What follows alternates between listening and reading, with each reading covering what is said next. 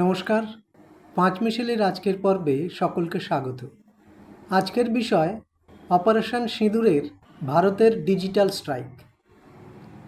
7ই মে ভারত পাক জঙ্গি ঘাঁটিতে হামলা চালায়। গুড়িয়ে দেওয়া হয় 9টি জঙ্গি ঘাঁটি। শুধু সামরিক আঘাতই নয়, জঙ্গি এবং তাদের মদতদাতা দেশগুলির বিরুদ্ধে ভারত সরকার ডিজিটাল স্ট্রাইকও করেছে। 14ই মে সরকার 3টি সংবাদ সংস্থা সম্পূর্ণ বন্ধ করে দিয়েছে। বন্ধ করা সংস্থাগুলির মধ্যে আছে তুরস্কের টিআরটি এবং চীনের 2টি সংবাদ মাধ্যম, একটি গ্লোবাল টাইমস এবং অপরটি জিনহুয়া নিউজ এজেন্সি। ভারতের এই ডিজিটাল স্ট্রাইকে চীন, তুরস্ক এবং পাকিস্তান একই সঙ্গে বেসামাল হয়ে পড়েছে। তুরস্কের টিআরটি সংস্থা বরাবরই ভারতের বিরুদ্ধে মিথ্যে এবং বিভ্রান্তিকর সংবাদ প্রচার করে। সম্প্রতি তুরস্কের প্রেসিডেন্ট এরদোগানের একটি বিবৃতি সামনে আসে। বিবৃতিতে তিনি পাকিস্তানকে সব রকম সাহায্যের আশ্বাস দেন। এরদোগান পাকিস্তানের প্রতি তুরস্কের বন্ধুত্ব এবং সহযোগিতার কথা তুলে ধরেন। তিনি বলেন, পাকিস্তান তাদের দীর্ঘদিনের বন্ধু ছিল, আছে এবং ভবিষ্যতেও থাকবে। তুরস্ক পাকিস্তানের ভালো সময়ে যেমন পাশে ছিল, তেমনি খারাপ সময়েও পাশে থাকবে। পাকিস্তান সম্পর্কে যিনি এত ভালো ভালো কথা বলেছেন, তিনি কিন্তু 22শে এপ্রিল ভারতে জঙ্গিরা যে নারকীয় হত্যালীলা চালালো তা নিয়ে টু শব্দটিও উচ্চারণ করেননি। এরদোগানের এই ভূয়সী প্রশংসার জবাব দিতে দেরি করেননি পাক প্রধানমন্ত্রী শাহবাজ শরীফ। তিনিও বলেছেন, পাকিস্তান এবং তুরস্কের মধ্যে যে ভ্রাতৃত্ববোধ আছে তা প্রকৃত বন্ধুত্বের এক উজ্জ্বল উদাহরণ।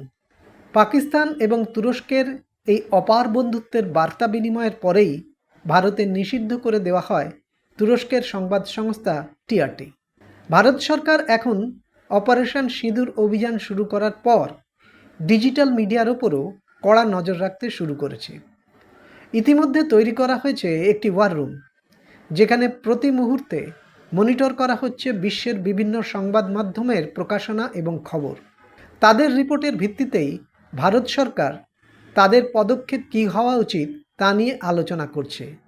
তারপরেই নেওয়া হচ্ছে সিদ্ধান্ত। এখন থেকে ভারতে তুরস্কের টিআরটি, চীনের গ্লোবাল টাইমস এবং জিনহুয়া নিউজ এজেন্সি দেখা যাবে না। চীনের গ্লোবাল টাইমসকে তাদের সরকারি মুখপাত্র হিসেবেই বিবেচনা করা হয়। জিনহুয়া নিউজ এজেন্সিও প্রায় একই কাজ করে। এই গ্লোবাল টাইমসে ভারতের বিরুদ্ধে লাগাতার মিথ্যে এবং ভুয়ো খবর প্রকাশ করা হচ্ছে। উদাহরণ হিসেবে বলা যায় যে ভারতের অপারেশন সিঁদুরের অভিযান চালানোর পর তারা প্রচার করে পাকিস্তানের হামলায় ভারতের একাধিক বিমান ধ্বংস হয়েছে অথবা ভারতের বিভিন্ন শহর ক্ষতিগ্রস্ত হয়েছে। একটা মজার কথা আছে, চীনে Twitter handle, Instagram, YouTube, Facebook এইসব সমাজ মাধ্যমগুলি একেবারেই নিষিদ্ধ। এগুলো সাধারণ মানুষ ব্যবহার করতে পারেন না।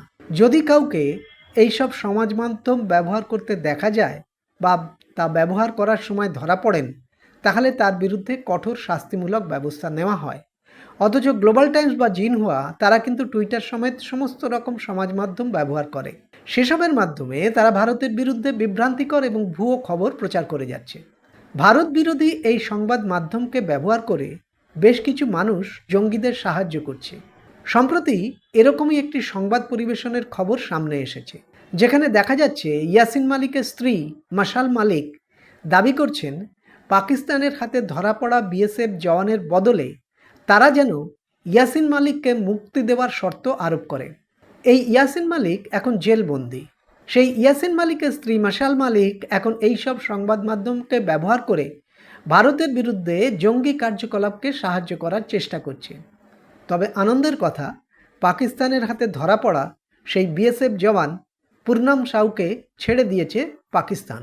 ভারত সরকারের এই ডিজিটাল স্ট্রাইক দেখার পর চীন, তুরস্ক এবং পাকিস্তান কিছুটা হতচকিত হয়ে পড়েছে।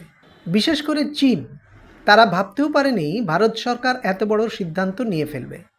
ভারত সরকারের এই সিদ্ধান্তের পর তাদের মিথ্যে প্রচার কিন্তু থেমে নেই। তারা এখন ভারতের বিরুদ্ধে অগণতান্ত্রিক আচরণের অভিযোগ তুলছে। অথচ নিজের দেশের নাগরিকদের তারা কোনো রকম স্বাধীনতা, ব্যক্তি অধিকার দেয় না। ভারত সরকারের এই ডিজিটাল স্ট্রাইক নিঃসন্দেহে দেশের অভ্যন্তরে জঙ্গি কার্যকলাপ বন্ধ করতে এক বড় পদক্ষেপ। এখানে আরও একটা কথা বলা জরুরি। মিথ্যে খবর সব দেশের পক্ষেই ক্ষতিকর।